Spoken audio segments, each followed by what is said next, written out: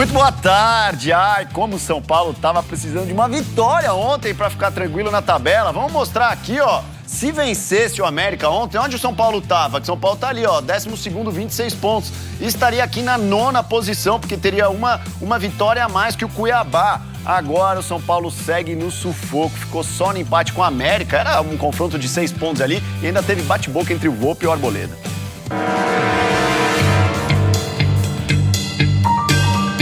Era um jogo para unir o São Paulo, trazer tranquilidade.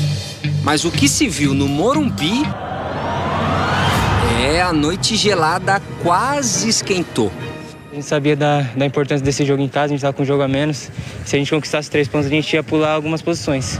Se nem o time no estádio gostou da atuação contra o América Mineiro, eu imagino que a torcida em casa tava tipo assim. Mas ó, o São Paulo teve chances de gol. 3 para ser exato. Uma com o Pablo, que até foi para a rede, mas estava impedido. Gol! Não. Impedimento do Pablo. Aliás, o camisa 9 só foi titular porque o Luciano descobriu já no vestiário que estava com conjuntivite. Outra oportunidade foi com o Rigoni. Clareou, pé esquerdo na bola! Que pancada! E quem chegou mais perto de arrancar aplausos da galera foi o Igor Gomes. E a bola vai pra fora! Tem o tempo do movimento do cabeceio, mas ao invés de cabecear pra baixo, ele cabeceia pra cima. É um erro técnico e um gol que não pode perder num jogo tão equilibrado como esse. E o Caleri, hein? Ele entrou, só que no fim do segundo tempo. Pra falar a verdade, a bola chegou mais perto do argentino quando ele ainda estava aquecendo. Infelizmente, você não podem venir aos treinos, então não podem ver a condição atlética do Caleri. Ele não está em condições neste momento de jogar titular.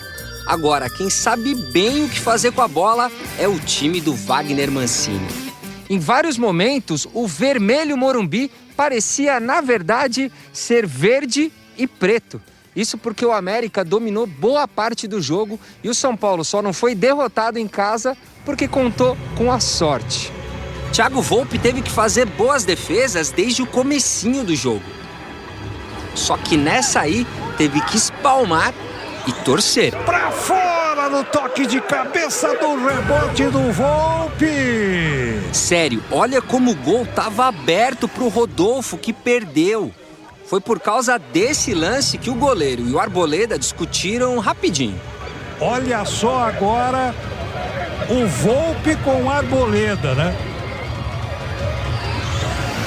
Somente trabalhar, ter paciência e esperar que jogadores de este nível, que podem fazer um São Paulo melhor, puedan voltar a um nível que todos conhecemos, não? O 0-0 impediu o tricolor de desgarrar dos times de baixo da tabela. Mas o São Paulo terminou o jogo assim. Não gostou, mas sabia que podia ter sido pior. Caioba tá comigo aqui online. O que foi pior, hein, Caio? A briga, o desempenho ou deixar esses pontinhos escaparem, hein? Eu acho que o desempenho, Filipão, o São Paulo não fez uma boa partida. O América esteve muito mais próximo de ganhar o jogo do que o São Paulo. E acho que tem um pouco a ver com as ideias do Crespo. Acho o Crespo muito bom treinador, mas ontem, até pelas substituições, na hora que você tem Caleri, que você tem Benítez, que você tem Éder no banco e você coloca o Lisieiro, você indica que você está muito mais preocupado em não tomar gol do que em fazer. Total, Caião, obrigado pela sua participação aqui. Sábado é dia de Corinthians e Palmeiras, hein? Faz tempo que o Timão não ganha o clássico, mas tem uma estatística animando a torcida. Desde que o Juliano chegou, o Corinthians não perdeu mais. Você se lembra como estava o mundo esportivo da última vez que o Corinthians perdeu uma partida? Provavelmente não, né?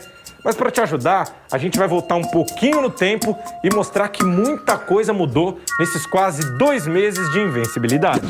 O Corinthians perdeu pela última vez no dia 1º de agosto, 3-1 para o Flamengo em Itaquera. Lionel Messi. Naquela época, o Messi ainda era jogador do Barcelona, o Cristiano Ronaldo estava na Juventus, o Daniel Alves ainda era do São Paulo e o Fernando Diniz era técnico do Santos. E o Palmeiras era líder isolado com 32 pontos. E o Corinthians, que ainda não contava com Renato Augusto em campo e não tinha contratado a dupla Roger Guedes e William, apostava todas as fichas nesse cara aí. Estou muito feliz pelo meu começo, né? Tem sido um começo promissor. Os resultados nessas últimas 7 rodadas foram resultados bons, apesar de que nós deixamos escapar alguns pontos. Desde a estreia de Juliano, o time ostenta a maior invencibilidade do Brasileirão. Em todos os 7 jogos, o camisa 11 foi titular. O impacto de Juliano no Corinthians é muito grande. Mas por que Juliano impacta? Porque ele é o homem que roda a bola. Desde que o Juliano entrou, o jogo se transformou. O Corinthians é o time da posse de bola mais longa do Campeonato Brasileiro. A invencibilidade do Corinthians de Juliano será posta em prova mais uma vez. Só que agora contra o Palmeiras, que também está invicto a 7 partidas, mas em clássicos contra o maior rival. Eu estou ansioso por esse jogo. Acredito que o torcedor também está, meus companheiros também estão. E a gente tem que trabalhar bem a semana, um dia de cada vez, para que a gente chegue no sábado 100%. O 0x0 entre Palmeiras e Galo na semi da Libertadores deixou a torcida do Verdão ressabiada. Mas, amigo torcedor, não se preocupe, porque o Abel tá confiante. Antes do jogo contra o Atlético Mineiro, o Palmeiras tinha sofrido gols em 3 dos últimos 4 jogos. E o Galo, antes de enfrentar a defesa do Palmeiras, tinha marcado gols nos últimos 14 jogos. 19, um jovem treinador que dirigia o Braga de Portugal deu uma entrevista para uma importante revista chamada The Coach's Voice, que é a voz dos treinadores.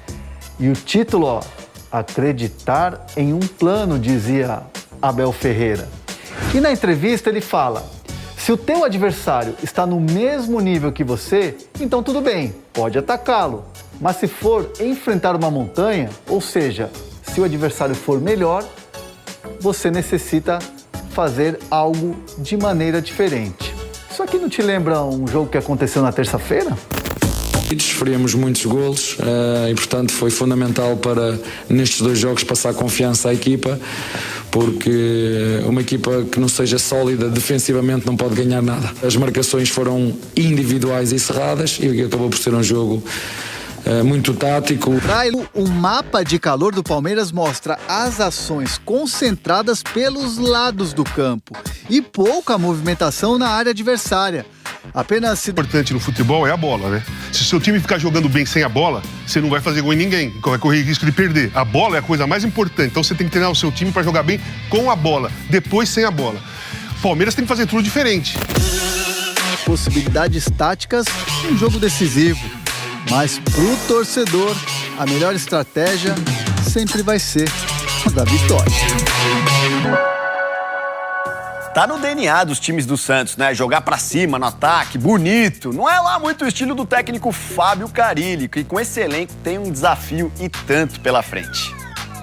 É emblemático o craque do time escorregar e jogar pra fora a cobrança do pênalti, que provavelmente daria vitória pro Santos.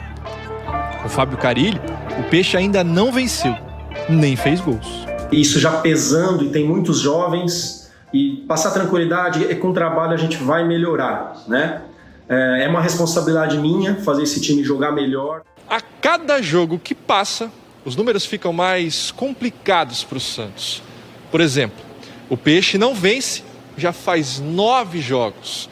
E nas últimas 6 partidas, a equipe só marcou um golzinho. A título de comparação, depois de 21 rodadas no ano passado, o Peixe tinha 30 gols. Hoje, tem 20.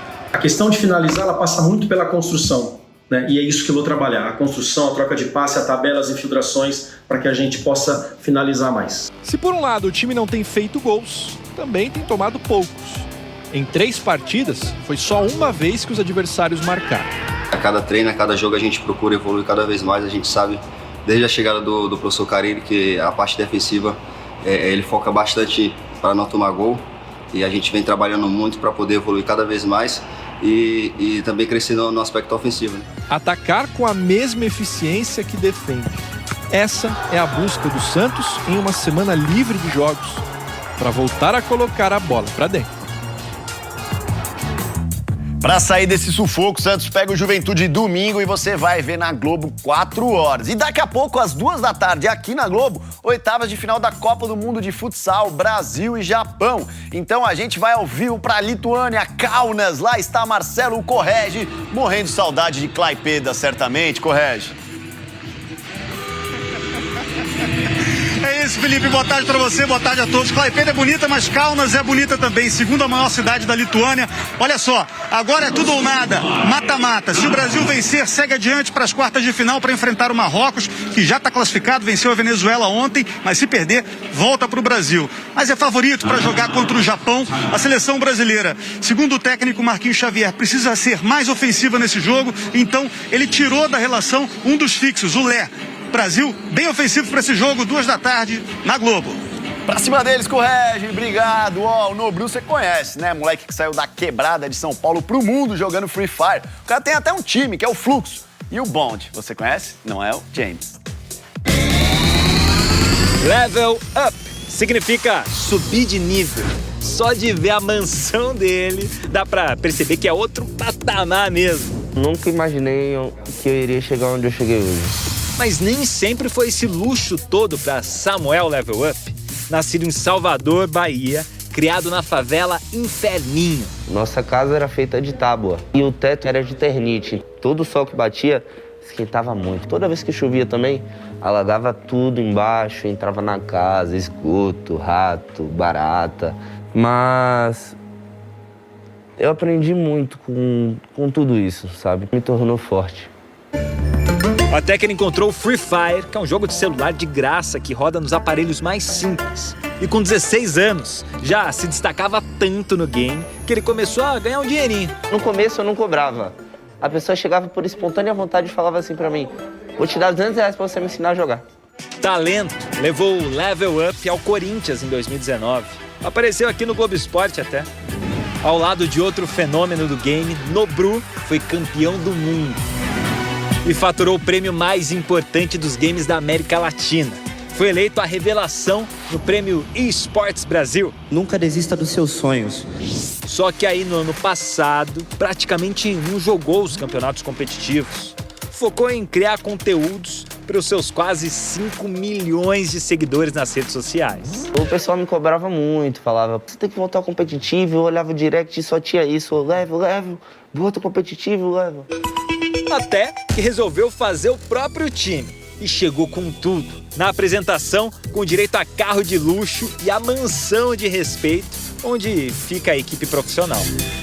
Além de dono, Level Up também é jogador. E o nome do time, Bond, tem a ver com as origens dele.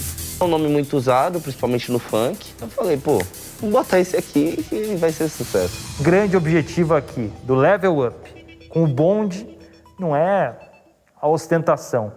Ele quer, depois de 1 ano longe do competitivo, título. Ele quer ser campeão. Quando a gente lançou o Bond, muita gente falou assim: o Bond vai ser rebaixado, que o time ia ser ruim, isso e aquilo. A gente chegou com uma estreia maravilhosa, entendeu? É o Bonde do Level, amigo. E aí, será que dá pra duvidar de quem já conquistou tanta coisa? A boxeadora Bia Ferreira, medalhista de prata em Tóquio, se classificou hoje para a final do Mundial Militar que está acontecendo na Rússia. Ela venceu a atleta do Uzbequistão, Raikona Kodirova, na semifinal. A decisão deve acontecer nesse sábado. Daqui a pouco, o primeiro jogo com público no estado de São Paulo, desde o início da pandemia, foi em Bragança e a gente foi lá conferir se o pessoal cumpriu as regras. Já, já.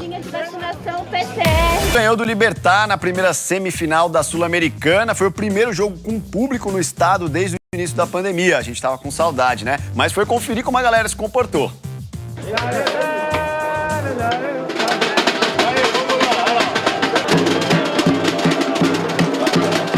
1 ano e 6 meses longe do Nabizão. Dale, Braga!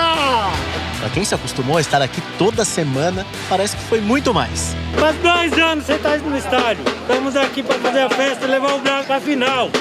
E a ansiedade para ver Bragantino e Libertad pela semifinal da Sul-Americana. Opa, já tô aqui faz um tempinho pra entrar logo. Tô doido pra poder entrar e assistir esse jogo. Saudade de escutar todo mundo gritando: vai, Braga!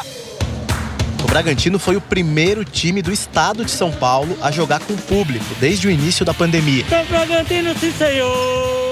Quando é pra ver o time do coração de perto outra vez, distância não é problema. 1 horinha de carro para mãe e filho voltarem a compartilhar uma emoção sentida há anos. Quando a gente viu que abriu os ingressos, nossa, na hora a gente já se inscreveu. Uma decisão tão importante quanto essa do Bragantino, para mim estar aqui é uma obrigação, torcer pelo Braga, vibrar muito e sair com a vitória aqui. E o seu Vicente, que meteu o figurino raiz, com direito a camisa carijó, bandeira e foninho de ouvido. Nossa, eu vou falar pra você, olha, chegar principalmente, digo que sabia que o Bragantino podia jogar aqui, a gente não podia vir, olha, era de sair lágrimas dos olhos, porque a gente é acostumado há muitos anos a acompanhar o Braga, né? A volta do público animou até o comércio em volta do estádio. Está sendo uma experiência fantástica. Vieram hoje uma massa bragantina gigantesca. Braga! Cerca de 2.500 ingressos foram colocados à disposição, exclusivos para sócios torcedores. Mas só 1.200 compareceram. Eram pessoas vacinadas com as 2 doses ou com resultado negativo de teste PCR, feito 72 horas antes da partida. Pessoal, carteirinha de vacinação PCR. Por isso, todo mundo com carteirinha e resultado do teste na mão. O protocolo exigiu também uso de máscara, fila com distanciamento, aferição de temperatura e álcool em gel. Vai, Braga! 3-0 hoje, hein? Passando aqui a carteirinha agora. Lá dentro, o tão esperado grito de gol demorou pouco mais de 20 minutos. Deu tempo até para comer aquele tradicional lanche de linguiça. O jogo do Bragantino não pode faltar o tradicional lanche de linguiça. Bora comer. Ele mesmo bateu e manteve vivo o sonho de conquistar o primeiro título internacional da sua história. Bom demais pro Braga e que bonito ver todo mundo obedecendo, de máscara, com o distanciamento necessário. Valeu, galera, deram um show em Bragança. E aquela musiquinha, hein? ABC, ABC. Quem nunca viu Pelé cantando essa, não sabe ler nem escrever, hein? Ó, agora, ver o Rei Pelé cantando Santos Sempre Santos, recuperando a sua saúde, é ainda melhor. Viva o Rei Pelé! Um beijo, boa tarde.